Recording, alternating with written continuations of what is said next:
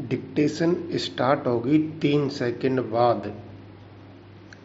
महोदय, मैं अपने बारे में कहता हूँ। जब मैं छोटा था और कॉलेज में पढ़ रहा था, तब रूस और जापान के बीच युद्ध छिड़ा।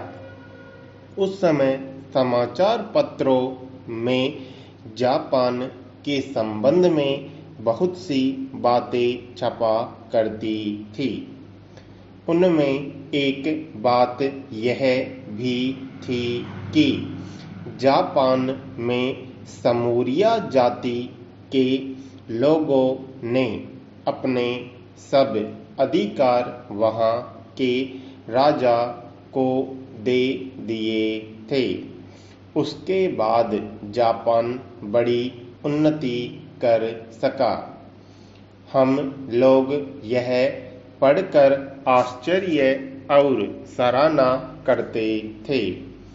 उससे बढ़कर हमारे यहाँ के लोगों ने स्वराज्य स्थापित होने के बाद 1-2 वर्ष में एक उदाहरण उपस्थित करके दिखाया। हम भी अपने हजारों वर्षों के इतिहास को नहीं भूलेंगे।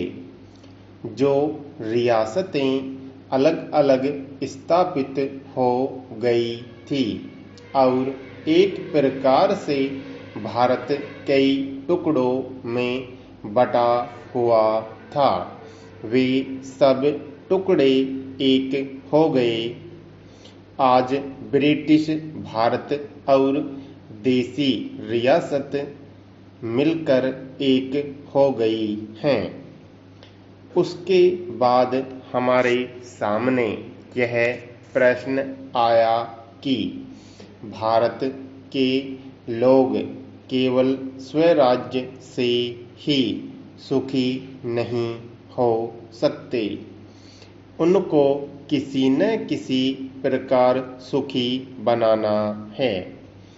इस संबंध में सरकार ने एक ओर से प्राय सभी राज्यों में जमींदारी और जागीरदारी उन्मूलन के कानून उपस्थित किए और वे कानून पास हुए।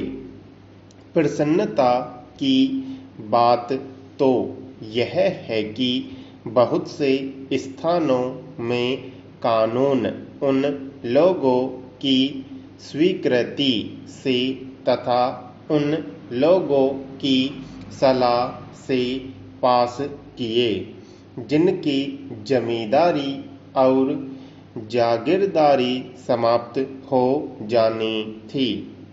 यह भी देश प्रेम का उदाहरण है। उन लोगों ने अपनी संपत्ति का त्याग इसलिए किया कि उससे सारे देश को लाभ पहुँचे। वह काम भी लगभग पूरा हो गया और पूरा होता जा रहा है। हमारे सामने मार्ग प्रशस्त है और अब हमें इस पर चलने की शक्ति चाहिए। हम में परस्पर कभी कभी इस प्रकार की संकुचित धार्मिक अथवा सामाजिक भावना देखने में आती है, जिसके कारण कभी कभी लड़ाई झगड़े हो जाते हैं। हम इस चीज को भी दूर करने का प्रयत्न कर रहे हैं। हमारे संविधान में स्पष्ट बता दिया गया है कि कोई चाहे किसी भी धर्म का क्यों न हो, किसी भी जाति का क्यों न हो, इस देश में सबको समान अधिकार है। गरीब से गरीब आदमी को भी वही एक वोट देने का अधिकार है जो कि राजा साहब को है या मुझे। धर्म के नाम पर किसी प्रकार का भेदभाव नहीं किया जाता है।